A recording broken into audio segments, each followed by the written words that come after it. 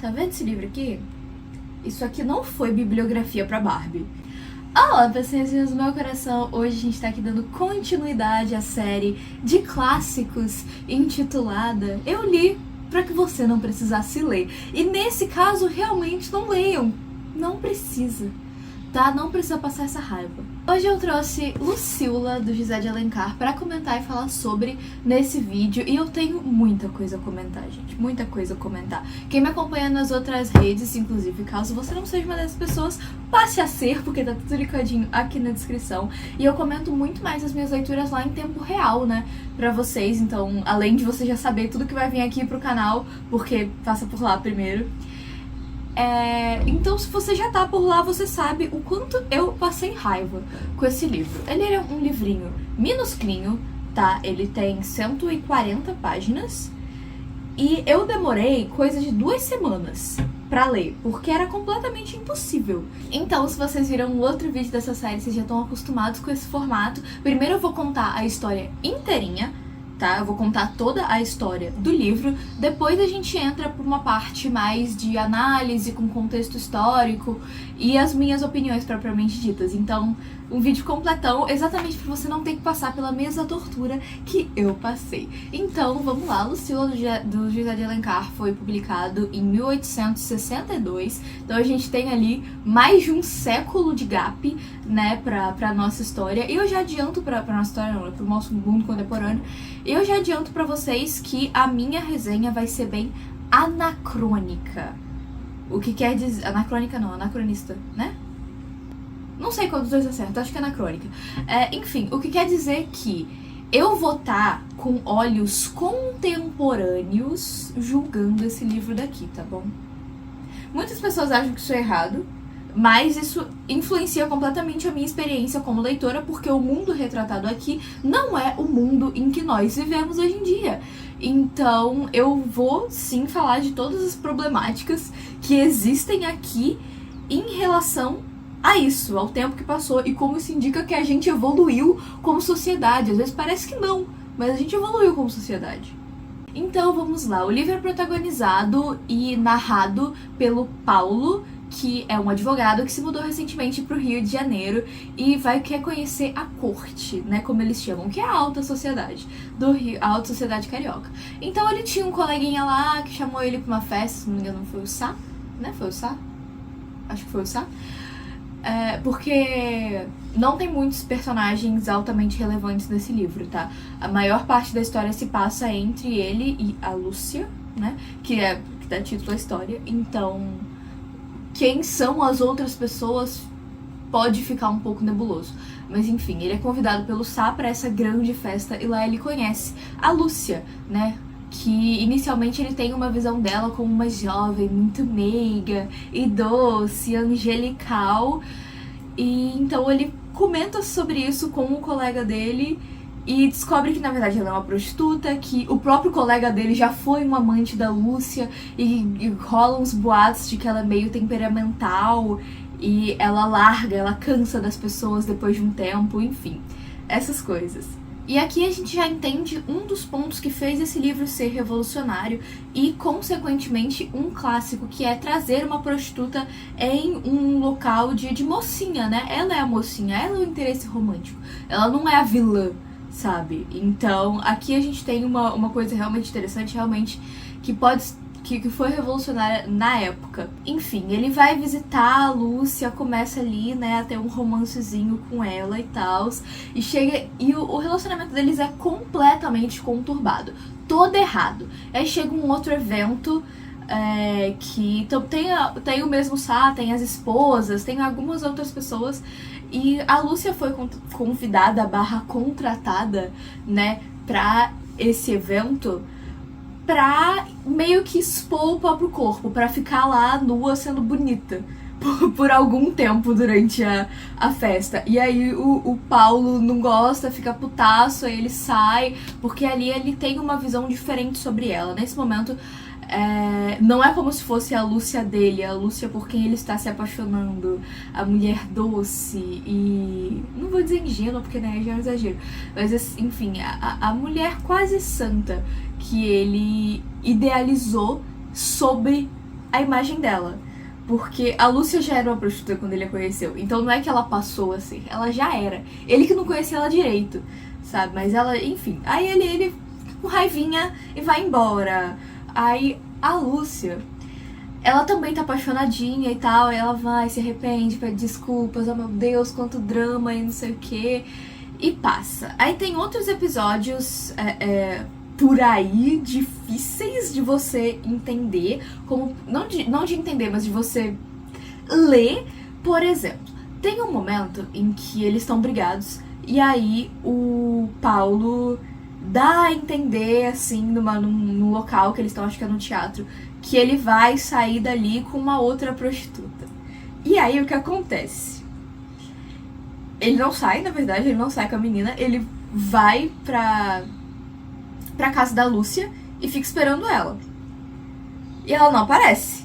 Até, tipo, altas horas da madrugada, até quase de dia, assim, quase de manhã ela não aparece. Aí ele vai pra casa, dorme, ele chega lá de novo no outro dia pra falar com a Lúcia. E a Lúcia fala que ela passou a noite inteira na porta da casa da menina. Stalker, porque ela achou que ele tava lá e não sei o que. E ela persegue ele pros lugares. E, gente, isso é assustador. Isso não é romântico. Isso é assustador. Mas enfim, vamos lá. Aí, enfim, ele se acerta. E tem toda uma coisa também da sociedade carioca. Porque começa a se espalhar essa coisa de que eles estão juntos, né? E aí vários boatos. E pela Lúcia ser uma prostituta, e uma prostituta de luxo, né? Uma prostituta famosa ali na alta sociedade, né, na corte carioca. Então, a figura dela em si é muito falada, muito comentada, e ele junto dela também se torna, só que ele não gosta disso, ele não tá acostumado com isso, sabe? Então, começam a falar, por exemplo, que ele tava vivendo do dinheiro dela, porque antes a Lúcia era super extravagante, com muitos vestidos e coisas, e joias, e a casa com móveis super ricos e tal, e agora ela tá gastando menos dinheiro por algum motivo misterioso, não sabemos exatamente o que tá acontecendo ali. E aí ele não gosta, aí ele fica puto, ele fala, não vou mais ficar com ela. Só que ele fica com ela, porque, né, é um romance romântico, né? Então tem também essa coisa, né, do Paulo ser assombrado por esse espírito da sociedade carioca, falando um milhão de coisas, e as fofocas e coisas que rolam, né? Coisas que rolam, principalmente quando a gente tá nesses grupos mais de elite, né? A gente já viu isso acontecer em vários livros de fantasia, em que a fofoca é sim um tema principal e move as pessoas a fazerem ou não fazerem várias coisas. Bom, eles decidem ficar juntos de fato, só que não tão romanticamente. A relação deles se transforma bastante, vai passando de uma coisa mais física, mais carnal, pra algo mais espiritual, como disseram algumas resenhas que eu li. Porque, sim, eu quis pesquisar um pouco mais sobre esse livro antes de trazer só o meu ódio aqui pra vocês, né? Então, eles têm uma relação mais... Eles acabam tendo uma relação mais amena, mais de uma amizade, de uma cumplicidade, de se importarem muito um com o outro. E a Lúcia se muda pro interior junto com a irmãzinha mais nova dela, que na época tinha 17 anos, se eu não me engano, e a Lúcia tinha 19 anos. E a Lúcia conta a sua história, o seu passado, como é que ela se tornou a pessoa que ela é. Então ela conta que quando ela tinha 14 aninhos, a família dela começou a ficar todo mundo doente de febre amarela. E eles não tinham dinheiro pra comprar os remédios. Daí ela começou ela foi... meio que se entregou, podemos dizer, ao Couto, que é um personagem que aparece causando intriga aqui no livro. Ele é um dos figurões da alta sociedade carioca e foi o primeiro amante da Lúcia. Foi ele que fez dela o que ela é, né? Então, daí ela conseguiu tratar a família dela, só que ao mesmo tempo o pai dela não gostou nada disso e expulsou ela de casa. Daí ela passou a depender de si mesma e ser sozinha, o que pra uma garota de 14 anos realmente não tem muitas opções, né? Então, principalmente naquela época que o estudo, né, pra mulheres era super restrito, né? São pequenas, e os empregos também, você não tinha muitas opções, né? Então ela assumiu essa coisa de ser prostituta mesmo, e é o que a vida tem pra mim, e vamos lá. E por muito tempo ela ficou sob tutela do Couto, podemos dizer assim, né? Ela ficou ali vivendo para ele, por ele, sabe? Porque era ele que sustentava ela, enfim. Por aí fomos. Até que ela se tornou a mulher que ela é hoje. E aí agora os pais dela estão mortos, é só ela e a irmãzinha mesmo. Então, em uma das últimas cenas, né, do livro, a Lúcia tá grávida e doente. Grávida do Paulo e doente. E ali, quase no leito de morte ali dela, ela fala que ela traçou um plano genial, que é que o Paulo vai se casar com a Ana, que é a irmã dela, lembrando que tem 17 anos, mas ok, é a época, né? Aí realmente é a época, aí, né? Mas enfim, pra eles poderem ficar perto um do outro e ainda assim o Paulo não ser profanado por alguém tão sujo e impuro, né? Impuro a palavra mesmo, enfim, a culpa cristã da gata, né? Só que ela queria muito ter esse filho, só que o Paulo não quer casar com a menina, o Paulo quer ficar com a Lúcia. Aí ela tá lá, doente, leito de morte, não sei o que, ele fala, não vou casar com a Ana, não vou. Aí ela, tá bom então, mas você promete que vai ser um pai pra Ana? Ele, tá, isso aí eu posso fazer. Aí fica por isso, a Lúcia morre, ela não queria abortar a criança, talvez assim ela sobrevivesse, ela morre. E aí a gente tem um pequeno time skip, que é exatamente sobre isso, é quando a Ana se casa com alguém, não é importante a pessoa com quem ela se casa, e o Paulo tá de fato agindo como pai dela, cuidando dela, e ainda assim melancólico e triste e apaixonado pela Lúcia que tá morta. Até aí você pensa, pô, tá, ok, né? É uma história um pouco dramática, uma história um pouquinho talvez ali perturbadora, né? Se você pega as partes de super ciúme dos dois e de stalker dos dois. Só que esse livro ele tem uma linguagem arcaica, além de ter muitas palavras que a gente não usa mais hoje em dia. Então, ver elas sendo empregadas nesses contextos é estranho e te faz travar na leitura. O jeito que o Paulo fala sobre a Lúcia é, em vários momentos, muito, muito violento. Eu gravei um vídeo lendo algumas passagens do livro pra rede vizinha, né, pra rede da dancinha, e deve sair lá... Ao mesmo tempo que esse vídeo tá saindo, exato, vai sair lá hoje, né? Então tá linkadinho aqui na descrição, vai lá assistir. Mas eu vou ler uma outra passagem aqui pra vocês, né? Já que estamos aqui, vou ler uma outra passagem. Onde está meus óculos? Onde estão meus óculos? Nessa cena, a Lúcia tá... Enfim, não passa bem. Lúcia não passa bem. Ela tá meio ali... desconfortável e sem saber como agir na presença do Paulo, porque o relacionamento deles está indo de mal a pior. E aí, no contexto sabe, vocês vão pegar o contexto, infelizmente, porque muito bizarro a comparação que esse homem faz aqui, enquanto ele tá ali, né, fazendo coisas com a Lúcia. Apenas ouçam. Há de ter ouvido falar na sensualidade nefanda dos coveiros de cemitério que saciam no cadáver de belas mulheres um desejo brutal. Não creio que esses abutres da lascívia apertassem corpo mais gelado e insensível do que a múmia que se inteiriçava nos meus braços. Senti o frio horror de Virgílio correr-me pela medula dos ossos. Esse não é dos trechos mais violentos, mas é minimamente bizarro ele comparar essas duas coisas. Diria assim que talvez um pouco problemático, mas ok, né? Quem sou eu para julgar? Já julgando. Peguei aqui um trechinho menor, porque, vou dar para vocês contexto. Lúcia não queria fazer coisas, fazer. É isso aí. E aí, o Paulo, com todo o seu machismo internalizado, ele escreve a seguinte frase: ainda hoje não posso compreender que força misteriosa me obrigou a respeitar um dia inteiro esta mulher.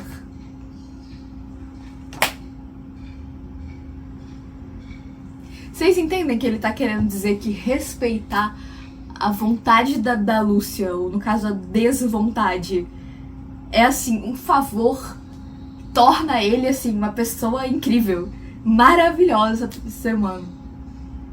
A maioria das coisas analisáveis, né, de maneira positiva sobre essa obra vem por causa do contexto da época, de fato. Então, a gente ter, primeiro, né, uma prostituta como a mocinha, né, como o interesse romântico de um livro, como eu já falei, é sim revolucionário, mas a Lúcia não é só isso.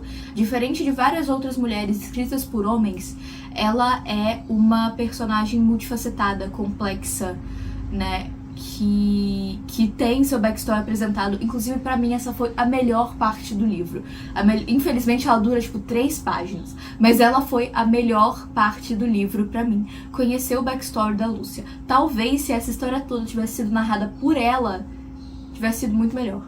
Então, ela é uma...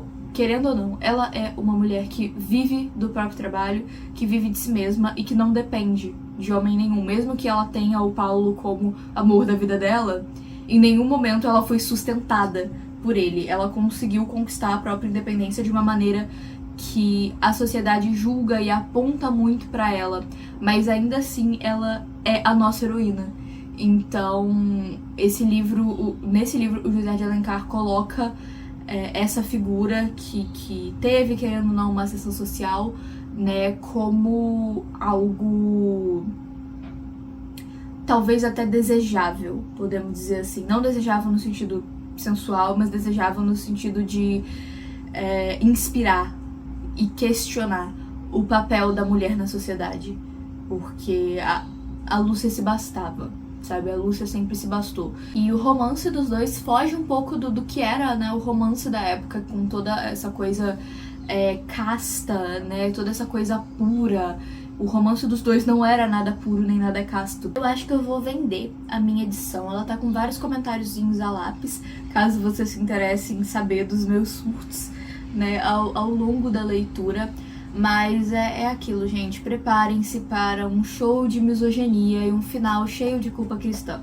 Porque não tem como fugir, simplesmente não tem como fugir. É importante também ressaltar que, por ser uma prostituta, ela se sentia indigna de qualquer tipo de amor, sabe? Então isso sim traz uma complexidade maior ao relacionamento dos dois. E quando a gente realiza isso, tem essa visão mais completa de quem é a Lúcia, a gente consegue entender algumas das ações dela no decorrer do livro.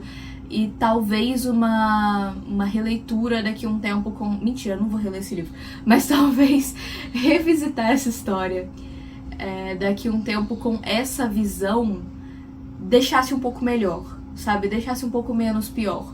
Porque tem várias passagens em que ela tá agindo de um jeito estranho, ou ela tá sendo fria, e como a gente tá na cabeça do Paulo, isso nunca é explicado. E esse livro só cresceu um pouco mais pra mim exatamente depois das pesquisas que eu fiz. Porque a leitura pela leitura, assim, me deu ódio. Me deu ódio, simplesmente. Mas saber o quanto ele foi importante no contexto, não diria que foi muito importante também não, né? Porque entre os maiores clássicos da literatura brasileira, eu não diria que ele vai ser, tipo, um dos 3 primeiros mencionados, por exemplo. Acho que tem outros livros mais marcantes, mas ainda assim ele tava lá. Espero que tenha cumprido o papel dele empoderando mulheres da época. Espero que vocês tenham gostado desse vídeo. Comenta aqui embaixo um clássico que você já leu e que você não entendeu na dica de nada, que você gostaria que eu trouxesse nesse formato, contando toda a história, explicando detalhe por detalhe, pra você talvez entender, ou talvez eu não entender também, e a gente ficar todo mundo na mesma, né?